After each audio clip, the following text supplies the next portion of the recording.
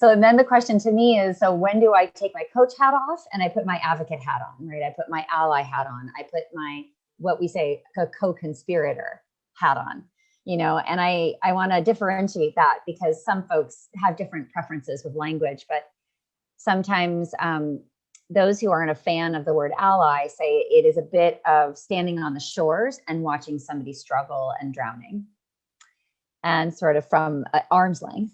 And a co-conspirator would be jumping in the water and saying, I'm next to you. I'm here with you. I'm not, distancing myself to keep myself safe or out of the fray. I'm in the fray. So I would also challenge all of you to think about, when do you step in? How far in do you step?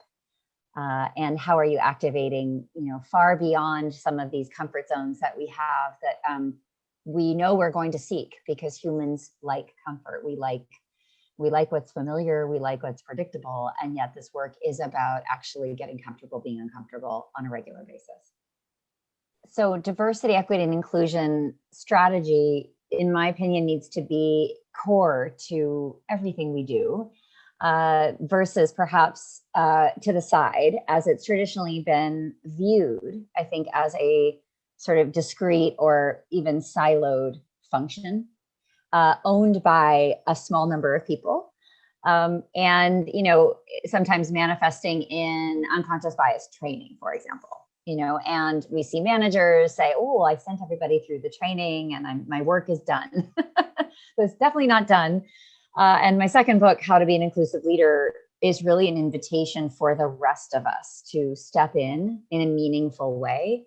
And I think provides a very reasonable and concrete roadmap to do just that, which is to say, this is all of our opportunity, truly, for leaders at all levels to evolve to the kind of leader that is known to value and welcome all identities and is somebody that people want to work with and for, because, you've done your work and you've taken responsibility and ownership to say, I want to be the kind of leader that knows how to create psychological safety, that doesn't sweep difference under the rug, but actually sees it and seeks it, because I know that it's better for team outputs, for engagement, for business results.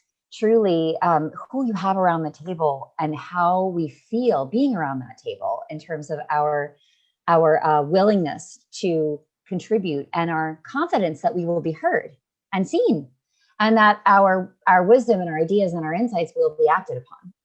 And so that's what I just described is essentially the definition of diversity and inclusion. Diversity is the who, it is who is gathered around the table, but the inclusion is really the how of, how do I feel at that table? If I'm at that table, am I silent? If I'm at that table, do I feel heard and considered and recognized? And I think that, so these two things go together, but they're not the same.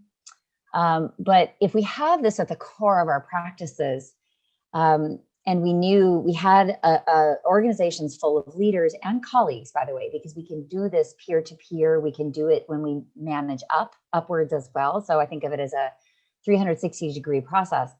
We can create inclusion around us constantly. We can monitor for it. We can be vigilant for it. We can notice who's not in the room. We can highlight invisible diversity dimensions that get passed over or not spoken and are not, therefore not understood or included. And we can speak up for inclusive behaviors or the lack thereof in every interaction that we have.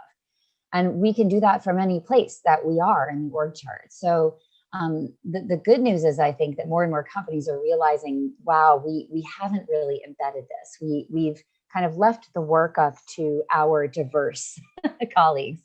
So that might mean, and this has meant in the past, oh, well, I'm the only woman in the room. So if the question of representation comes up, everybody turns to me for the answer. And therefore, it means I always have to have the answer. I have to speak on behalf of a very diverse community of women, by the way, which is impossible. In addition to speaking for all LGBTQ people, right? Because I'm also, if I'm out at work, I'm put on the spot to answer all those questions, to do all of that emotional labor. But what I'd like to see is that it doesn't always come to me to have all the answers and to give all the guidance, but that there are aspiring allies who are studying my lived experience, that are taking on board the statistics and the research and the data and the noticing and the vigilance, and the ones that say, I want to speak about this. I'm noticing this. I have a problem with that.